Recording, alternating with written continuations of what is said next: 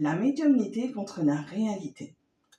Quand on parle de médiumnité, beaucoup de personnes imaginent quelque chose de spectaculaire, un don presque divin réservé à quelques élus.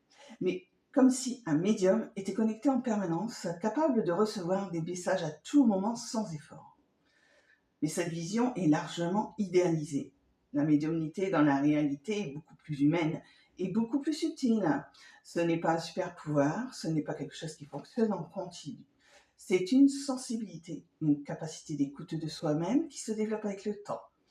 Comme un peintre, comme un musicien, un médium peut aussi avoir des moments de vide, des moments où rien ne vient, des moments de doute, de fatigue. Et c'est normal, parce que ce n'est pas une machine, c'est un être humain. Contrairement à ce que certains pensent, la médiumnité n'est pas un don magique tombé du ciel.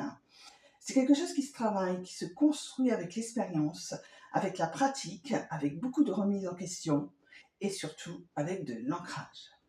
Parce que non, un médium n'est pas connecté toute la journée. Il y a des moments pour s'ouvrir et des moments pour revenir à soi, pour vivre simplement comme tout le monde. Et ça, c'est essentiel pour garder un équilibre. Il y a aussi un autre sujet dont on parle peu, la valeur de ce travail. On associe souvent la médiumnité à quelque chose qui devrait être gratuit, comme si le fait d'aider ou d'accompagner ne devait pas être connu. Mais derrière une séance, il y a du temps, de l'énergie, de la concentration et une vraie responsabilité. Comme dans n'importe quel accompagnement, cela mérite d'être respecté. Et parfois, cela passe aussi par une rémunération juste. Le gratuit peut exister, bien sûr, mais il faut être honnête. Ce n'est pas toujours un engagement sur la durée. Certaines personnes proposent gratuitement pour se faire connaître, d'autres parce qu'elles sont encore en exploration, mais sans engagement réel. Il peut aussi y avoir moins de cadre, moins de recul, et parfois plus de place pour l'interprétation. C'est pour ça qu'il est important de rester conscient et de garder son discernement.